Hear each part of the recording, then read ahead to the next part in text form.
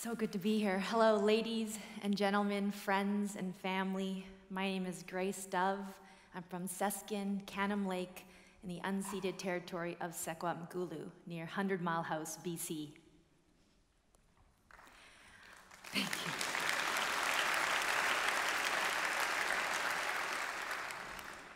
First, I'd like to acknowledge the traditional territory of the Musqueam, the Squamish, and the Tsleil-Waututh First Nations on which Vancouver stands.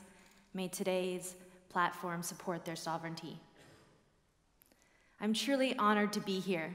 My main message today is how together we can do better to raise consciousness in Hollywood towards a more truthful portrayal of Indigenous peoples.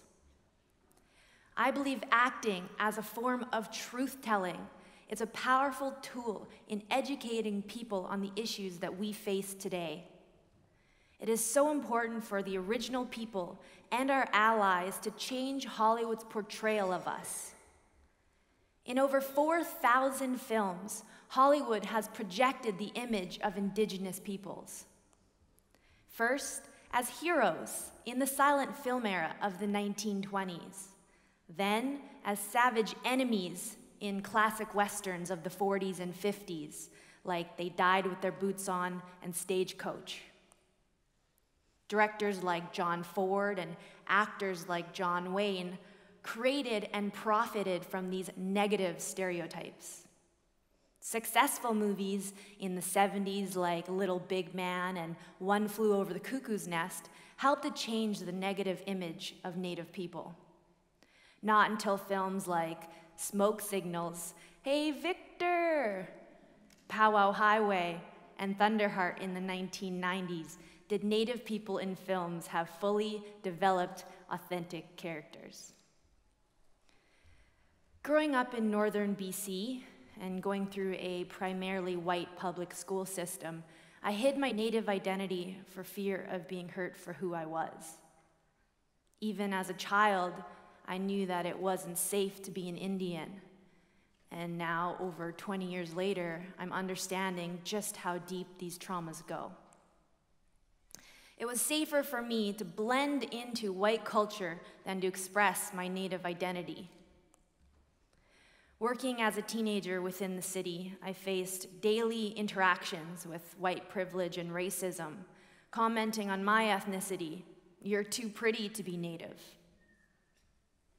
Knowing that my waitress tip and my safety depended on my politeness, I rarely expressed more than a fake, painful smile. We learn ways to see Natives as undeserving of mutual respect because we've been taught that Native people are less than human in schools, by our families and friends, and by what we see in the movies. After moving away to Vancouver and doing 16 months of self-discovery work at acting school, I was able to face these traumas for the very first time and see them for the discriminatory acts that they were.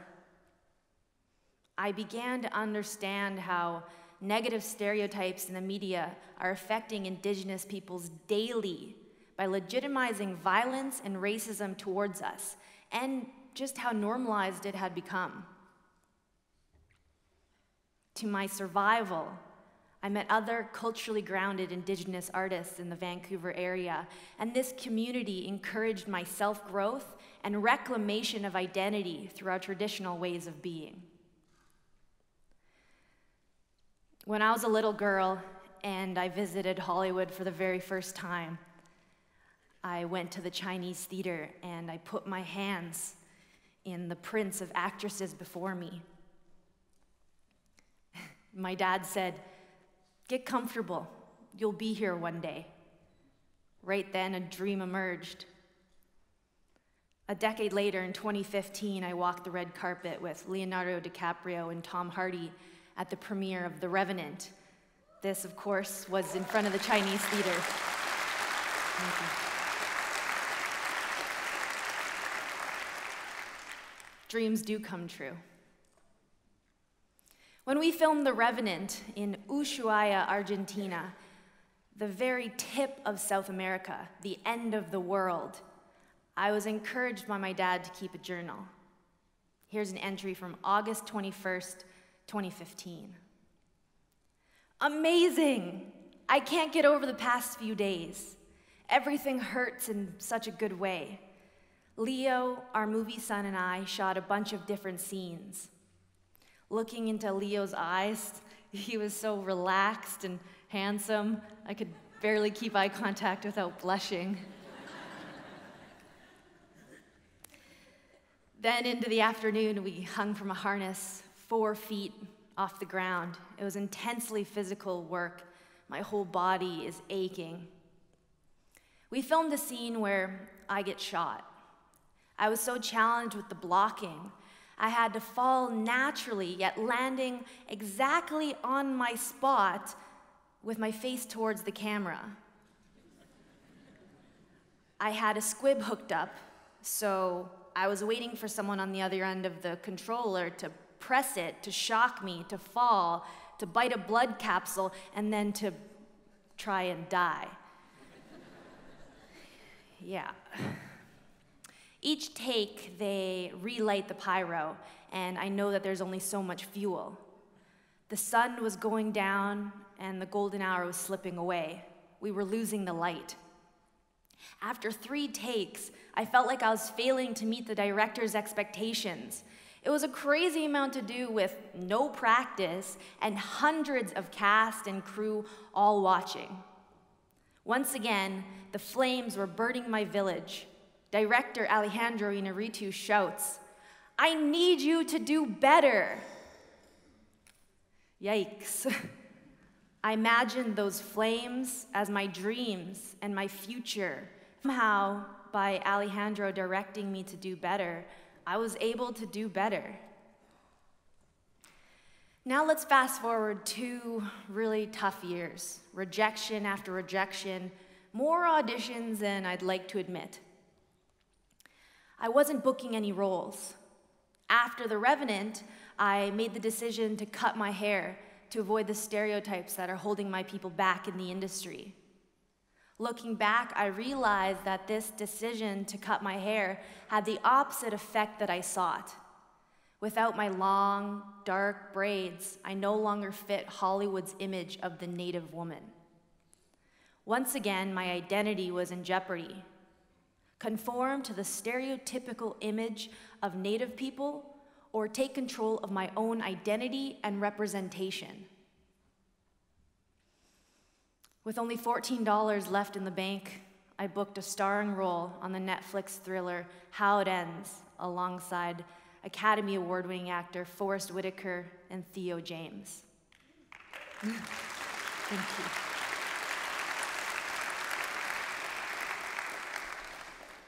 I was able to bring authenticity to my role and bring Ricky to life by doing things such as getting her tattoos designed by my Oglala Lakota friend Wiko from the Pine Ridge Reservation, rather than going with something off the internet. I added authentic indigenous phrases such as hola, among other things. I fought against self-harm scars that would have forced her to play the victim. I wanted to bring agency and emotional expression to a character that could have been another stoic, quiet victim. I'm grateful to my director, David Rosenthal, and the writer, Brooks McLaren, for allowing such change. Now, hundreds of messages are flowing in from across Turtle Island, thanking me for portraying our people in a good way.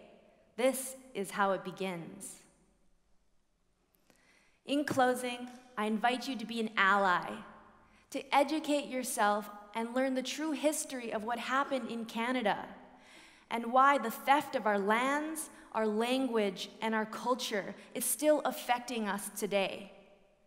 My elders say that our consequences last for 7 generations. Let me ask you this. What was the last movie you saw with Indigenous content?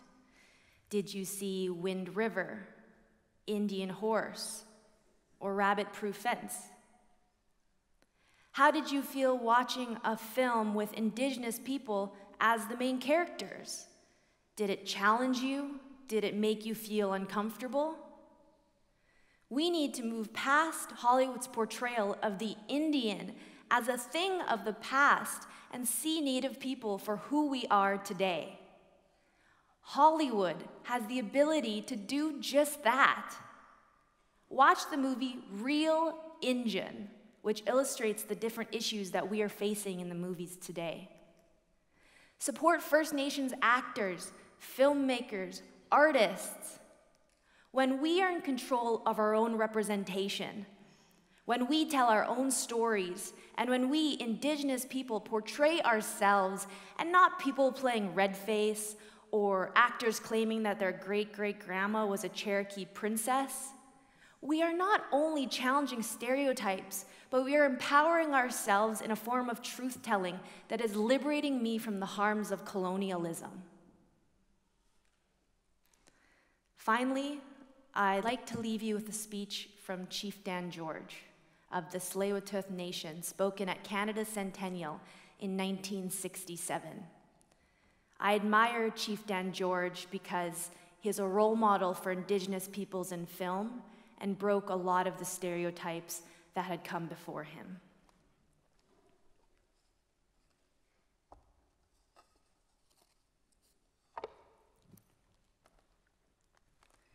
He says, "O Great Spirit, in the long 100 years since the white man came, I've seen my freedom disappear like the salmon going mysteriously out to sea. When I fought to protect my land and my home, I was called a savage. When I neither understood nor welcomed his way of life, I was called lazy. When I tried to rule my people, I was stripped of my authority. My nation was ignored in your history textbooks. They were little more important in the history of Canada than the buffalo that ranged the plains. I was ridiculed in your plays and your motion pictures. Give me back the courage of the olden chiefs. Let me wrestle with my surroundings. Let me once again live in harmony with my environment. Like the thunderbird of old, I shall rise again out of the sea.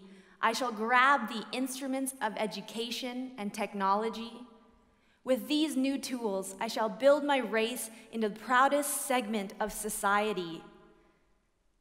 I shall see our young people and our chiefs sitting in the houses of law and medicine and government. So shall we shatter the barriers of our isolation. So shall the next 100 years be the greatest in the proud history of our tribes and our nations."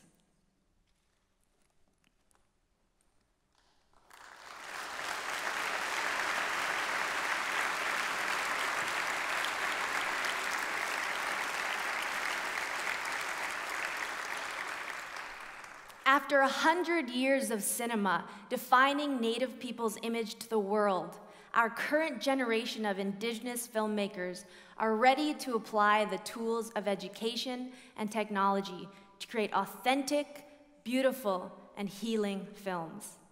As Chief Dan George envisioned, like the thunderbird of old, we are rising up with the knowledge and traditions of our great people. And with your support, I'm ready to learn and to lead. We have work to do in a good way. I challenge you, those within the range of my voice, Canada, Hollywood, the world. Like Alejandro, my director, said, do better. I believe Great Spirit, Creator, the director of my understanding, yearns for us, children of Mother Earth, to do better towards each other in our journey. Yearns for us to do better. All my relations,